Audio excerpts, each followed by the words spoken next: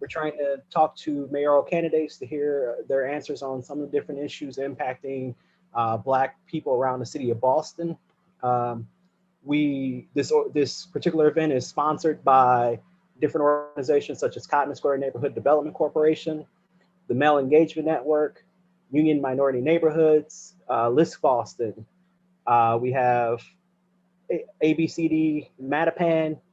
We also have Keeping Cotton Square Affordable, Nuestra CDC, and there's more. We'll Sister Circle, a whole bunch of great folks that we'll list out at the end as well. I'll sort of build around this question a little bit, just understanding that there's always this report is saying about like there's two different Bostons, two different cities, and there's like all these silos or pockets of different communities. What is your plan to building community and partnering with other local organizations in order to create community-based solutions to deter the tension that arises throughout our city?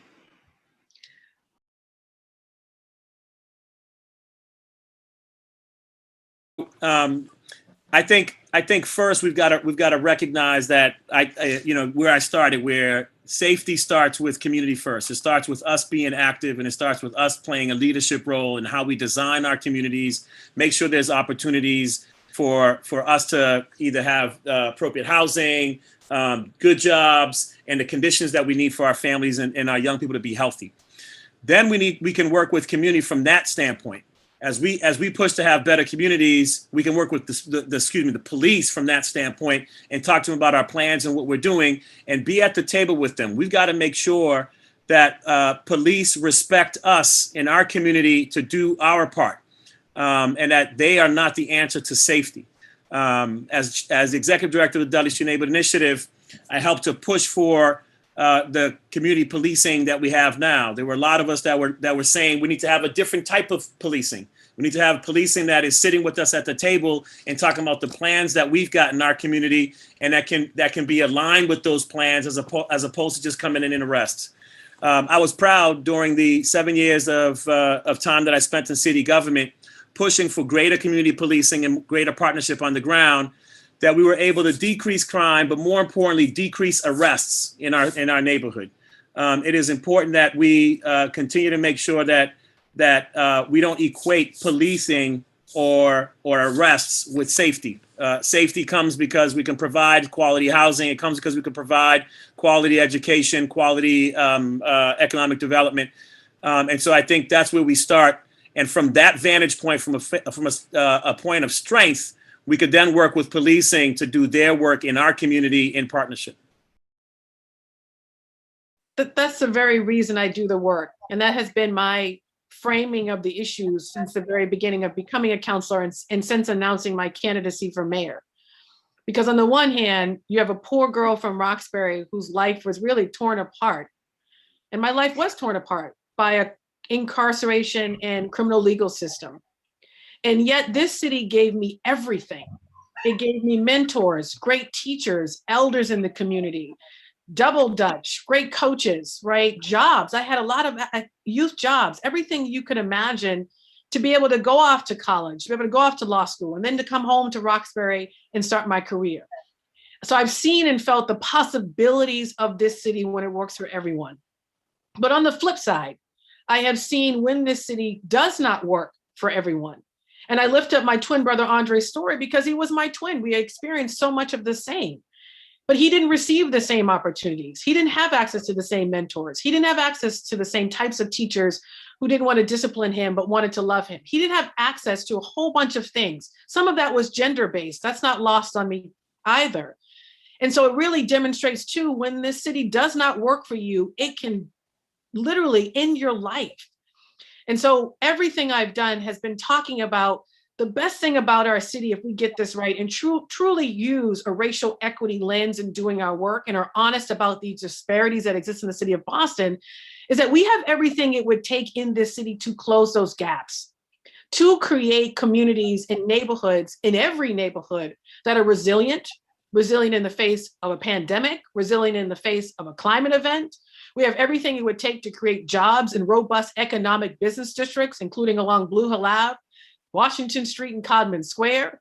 everything it would take to ensure every family has access to a good park, green space, good transit, of course, good housing, not just rental opportunities, home ownership opportunities, access to streets that are paved, where there's no potholes, access, of course, to elders, where we're lifting up elders and not just pulling them in as volunteers, hiring them and using their wisdom to inform the work.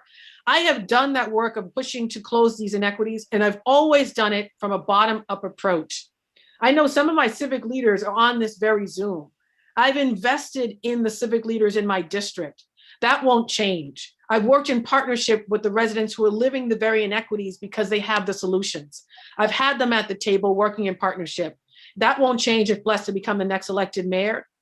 And I'll add one piece. I put forward a good governance plan. I know it doesn't sound sexy and cool, but it's a great plan. And it talks about this bottom-up approach, using organizing, creating an office in the city of Boston to help residents learn how to organize, learn how to use their voice, and most importantly, inform policy. I'm the only candidate in this race that has such a plan, and that builds upon my civic engagement work of building community for community, but always in partnership with community. You know, we have so much that is deeply rooted in how we as a society think about policing and detention and incarceration.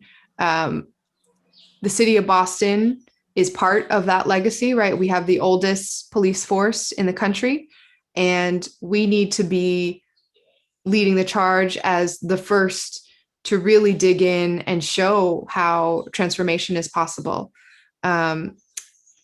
My sort of policing plan has a couple big pieces to it that I'll just talk about them, even though, you know, it kind of is a little bit tangential, but interconnected with Lee's question. One is really leaning in to have a public health led approach to crisis response. Right. Again, I've been in situations where, as my mom was in the depths of a deep delusion with her mental illness, police were called, and just this sense of terror that this interaction could go a very wrong way very quickly. And so many of the most harmful interactions, the most dangerous, the ones that cost lives in Black and Brown communities with police very much relate to mental illness and the response where we're not quite providing the services that residents need in that moment. And that's been the case with lives lost in Boston as well. And so I've been pushing to ensure that we have alternative crisis response mechanisms, that we are leading with public health. I've been pushing to demilitarize our police and to ensure that we are strengthening the community-based trust building. I've been pushing to ensure we have accountability for resources, where the overtime line item should not include pieces where there are sub line items where more than 50% of the hours paid out were not worked because of contractual obligations related to court time, et cetera. And then we need to make sure that there is accountability. And so many of these issues are about the approach, the funding, and the accountability of how we think about public safety in Boston. My push is public safety and public health cannot be separated. We need to invest in it as the same ecosystem, leading with public health when it comes to crisis response. And we need to make sure that we actually get to the root causes of what has been preventing us from making so many of these changes, which is the police contract with the unions. We are, as of a couple of weeks ago, more than a year with an expired contract. And so if we want to make a lot of these changes happen, which we have been talking about not just since the task force, not just since an audit of the department in 2015, but for generations of community activism, we need to get at embedding it into the underlying document. And so the next mayor will have to choose a permanent leader for the police department to build trust and to repair so many of the conversations that we've been having, as well as to negotiate the next police, the collective bargaining agreement, and to push for the changes that we need there. I'm the only candidate in this race that has put forward a specific plan for what I would push for within that contract negotiation, including an objective discipline matrix that would remove racial bias and favoritism around discipline within the department to ensure accountability, to change some of the overtime items that we've talked about, to embed public health and anyway, I'm going on and on now, but it is more than just saying we will do it and putting and committing to move money here or there. We have to get at the underlying document, which is that contract. We could talk about the role of residents in all of that work, both, when we think about sort of community and policing, and then also, just the role of being a good neighbor and working in partnership with the people that live next door to you, who I guess also work, when we think about the role of our small businesses in our communities. But when I think about the responsibilities of municipal government, we think about public education, how important it is for mayors to lead on our schools, how important it is for mayors to lead on making sure that we have beautiful park space, open space, that our potholes are filled, that we're, doing sort of those basic quality of life services, that we are responding to the needs of public health in our city. Public safety and the work of community policing is a key responsibility of municipal government. Now, I am proud of the model that Boston has been around community policing. But I will say it's a really old, certificate that we've hung on the wall. President Obama recognized Boston for being a leader in community policing, and that is a wonderful recognition. We need to update that certificate. We need to make sure that we are fulfilling that promise of community policing, that our Boston Police Department and members of our community across our city, our residents, have opportunities to work in partnership with policing to make sure that we are doing the work around violence prevention, that we are doing the work. And when I say we, that community is doing the work and is playing a leadership role in that police are supporting those efforts. And again, working in partnership, but that we are doing it together. And that we are continuing to invest in that model, but taking what works and building upon it.